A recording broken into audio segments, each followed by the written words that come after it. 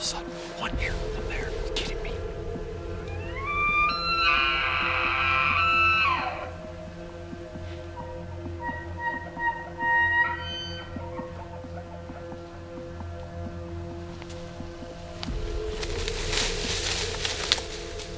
What did I do?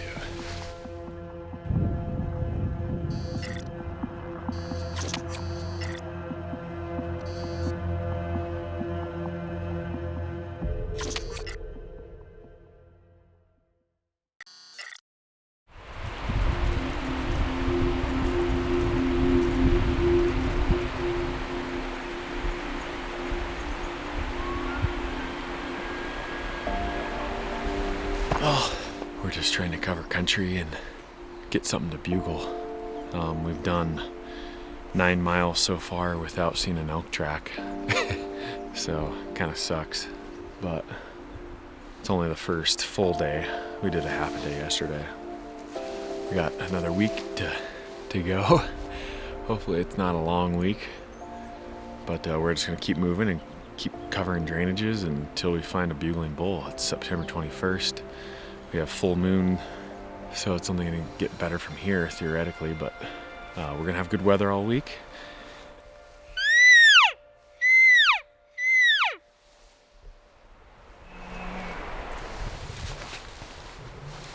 Bulls all of a sudden, one here, one there. Are you kidding me?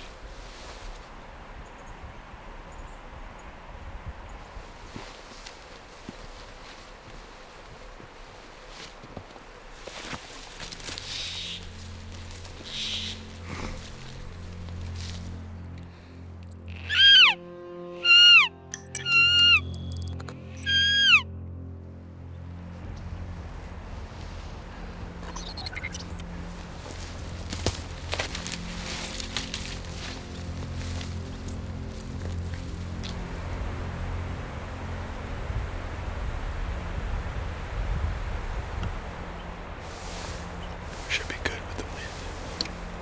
Thermal's coming up.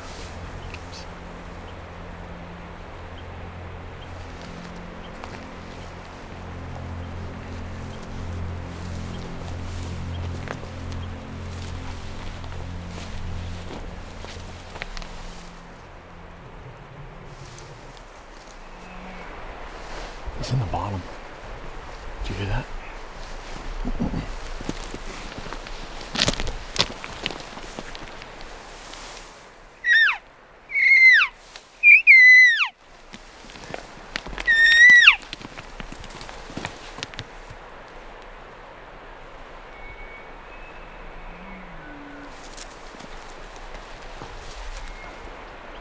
Yeah, I think he's always been over there.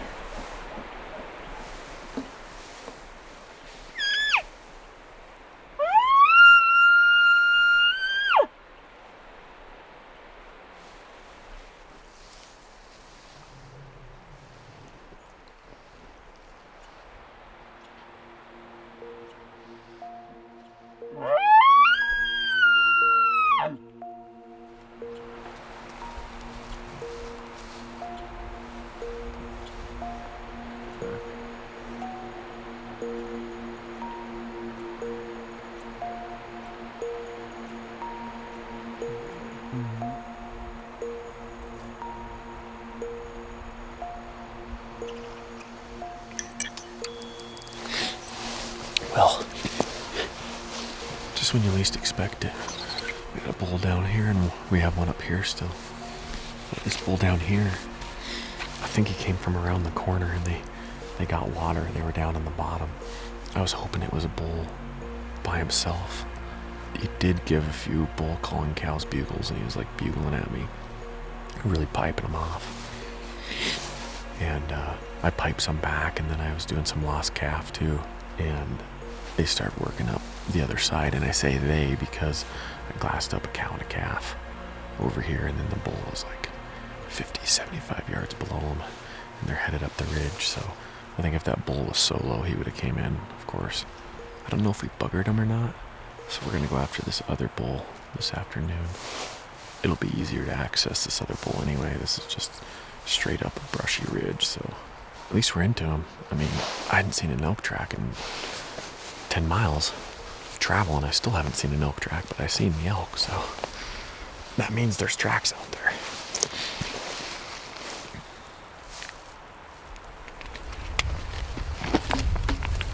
Steep country.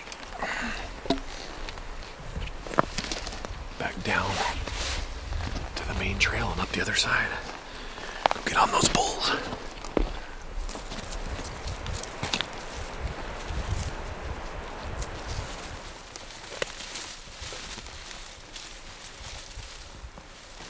There should be some elk right over here where they were bugling earlier. We're gonna get right across from them on this ridge here.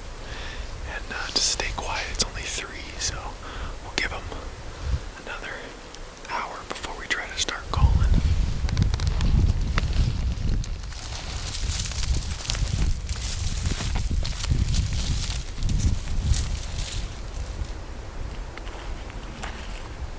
He heard me go. Whoa.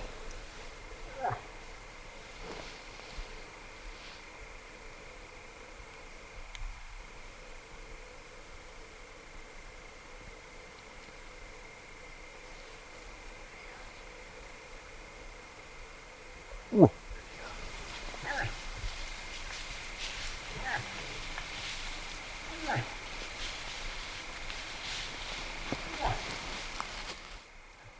Ooh.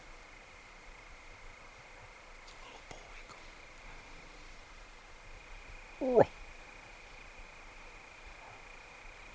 He went down fast, didn't he? Ooh. What am I going to do with a knocked arrow on a moose? Shoot him in the horn.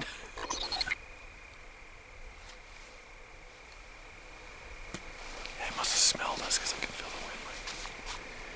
When he was coming through, I just saw an antler tip, and then he moved, and I thought I saw his head, and I was like, oh, it's a big one. But then I looked and saw his whole head, and I was like, oh, it's a dink. Whew. Big. Old pee hole, as Dan Brooks would say, up there in British Columbia. We're into a couple of rutting moose in here. We saw one of the little bullwinkles, but it's just kind of fun to track these moose through here and see their pee holes. Brings back good memories of 2016. Maybe someday I'll draw a moose tag in the lower 48. Who knows? Probably not, though. No, probably not.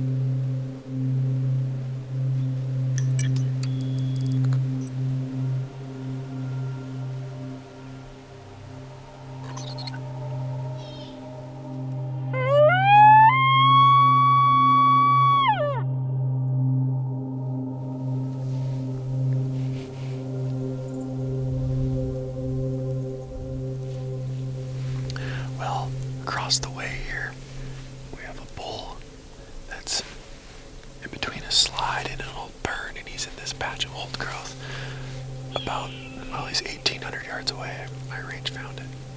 But he's bugling about how I just bugled, maybe once every 30 minutes. Really lazy location bugles. He's bugling from his bed, but he's been in there 2 days. So here's my tactic tip that I used on this particular hunt. When I did find these elk, I didn't rush in. I wanted to kind of gather and feel what they were actually doing. Why did all of a sudden they start bugling at 10 o'clock in the morning? And when I was there at first light, there was nothing. After a morning and an evening of sitting there watching and feeling that out, I gathered that those elk were bedding on the front side of the mountain. Hence, that's why I was hearing them bugle mid-morning to late morning. They were working their way to bed, and it was in between 2 avalanche slopes. I had this old growth, and it's just a good bedding area. That's kind of what I gathered from it. Now, on public land, I don't like to just sit there and watch day after day, because there's a lot of things out of your control that those elk could move on and be totally gone and out of your life, and you're going to have to start over. like wolves could force them out, weather could force them out, other hunters could force them out. So there's a lot of things that kind of are against you when it comes to letting elk sit, and a reason why I kind of have that sense of urgency to go after them. I think what we're gonna do is put a camp in below, sleep the night underneath them, and then at the butt crack of dawn, work up that draw. And it is thick, and it is brushy, and it is steep. It's nasty in there, and see if we can't move in on them tomorrow morning.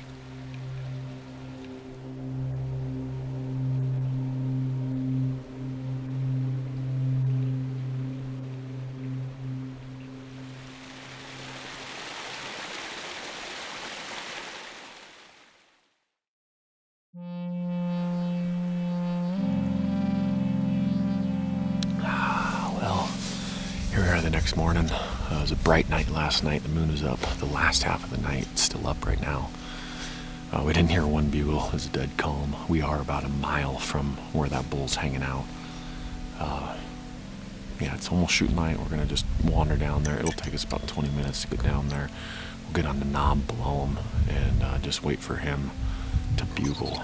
I'm not gonna say anything to him. Yesterday he was pretty lazy with his bugles. Gonna stay with lost calf calls and start from there and start off really gentle with him, and then work up from there if we have to. But who knows? A lot of times these bulls, you get within 200 yards or even within 100 yards and they turn into a whole different animal, and you throw out a challenge bugle and they'll come ripping right in. But we'll see. We'll find out when we get there, I guess. So.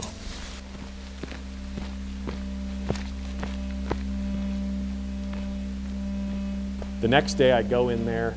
I want to catch them in transition, when they are in transition. And since they're not moving much in the afternoon and the evening, my window is that mid-morning time when they're coming back from their feeding areas to bed on that north face. And so I staged, first thing in the morning, I get up on the ridge and I staged. And I didn't get too close, just in case they did something different that day. But I sat there for probably an hour and a half and listened, and I never heard anything, so I slowly worked my way up. And I have those thermals, I had that north face wind that I needed, and I just gradually took my time, 7:30, 8 o'clock, 8:30, 9 o'clock, and I was getting closer and closer to the zone where they had bedded the day before. Probably by 10:30, sure enough, I hear a bugle over the distance. And so as I heard them bugling and I heard them getting closer, that bull was piping off every 3, 4, 5 minutes. I knew they were coming my way. I knew they were getting closer. And so I knew I was in the ideal position. So I started working in, and it's cat and mouse. And I'm just going along, and I kind of want to meet them in the middle. I want to get to them before they get to where they want to lay down. And so I'm factoring that in too, because it's just going to be easier to ambush them while they're on their feet rather than try to get up in, close when they're bedded down in that super thick, nasty country. So as I'm working closer, I get to what I think might be an opening, but I have no shooting lanes. I have no shot. So I have to push forward, and I have to do it kind of quietly because I don't want to let them know I'm there yet. There's no point for me to holding up and sitting in a spot if I can't get a shot. That's the biggest thing, is getting in front of the elk to where they want to be. That's the number one thing that I had on my side. They were already coming my way. At that point, you could take the calling sequence one of two ways. That's to be aggressive and just pipe off a ripping hot bugle in front of that herd when they're already pretty close and have maybe a chance at spooking the bull, but also maybe having a chance at catching that bull off guard, and he's aggressive and coming in, and he comes to meet me. How he was bugling when he was pushing his cows to the bedding area, they were not aggressive bugles. They were, location bugles, and he wasn't that fired up. So I opted to play for option number 2, and that was just a couple lost calf calls, urgent calls to hopefully get the herd coming my direction and filter by me. Hopefully that would bring the bull right next to me into the shooting lane. That was the goal. Now, it worked perfectly, but the elk came just above the shooting lane, and so I had nothing. This bull came by at 10 yards and I had no shot. I could have shot one of the cows, but obviously that doesn't do me any good. And so that's one of those things. I was committed. I went with the lost calf calls, and what happened happened.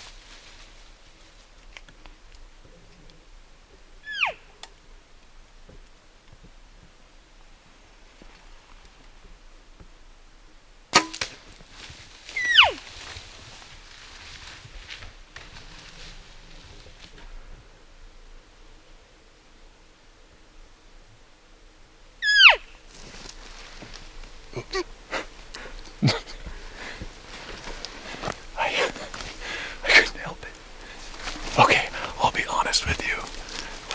When I came into this hunt, there's single-digit success in this unit, and I was like, I'll shoot any legal bull, but it's got to be a 6-point. And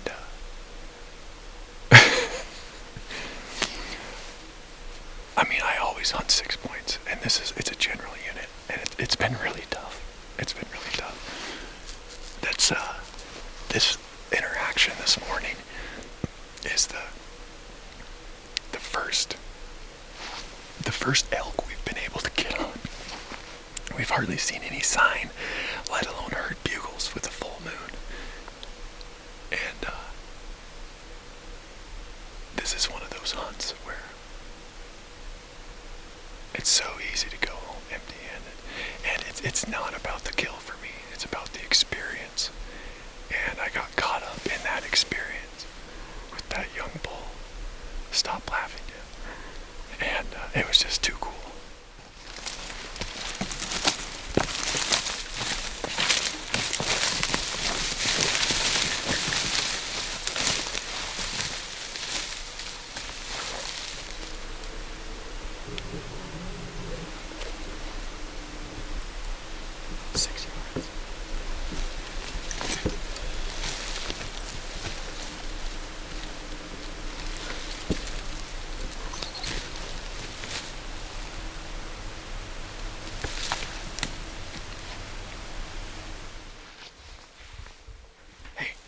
He's littler. His body's gonna be littler, so it's less weight to back off this mountain.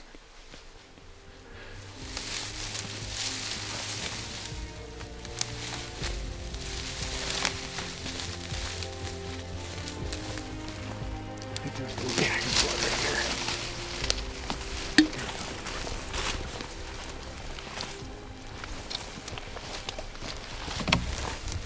Blood on the yeah, good.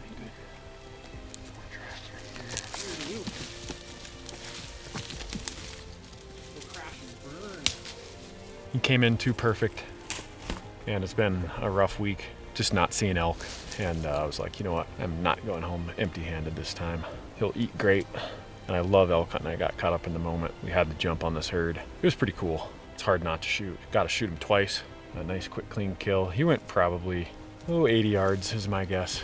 Cool experience. Not a lot of elk activity in this unit from what I've seen. We were on some great action this morning. The herd bull came by. Just a timing thing. We ran out of cover. They were coming over the hill. We made the most with what we had, and he came just above us out of our shooting lane at 15 yards. And is kind of one of the reasons I stay out of country like this is it's just too hard to get it done on the bull that you want. Got a long pack out of here down this really steep brushy mountain. I don't even know what to think. We're gonna have to cut some sticks for us, but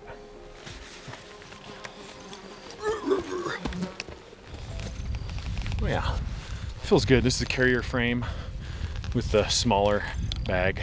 It's more of the day hunter, but this feels good. Okay, one trail down, or one trip down, 2 to go. Try to go down this chute right here. Better than beating brush, but who knows?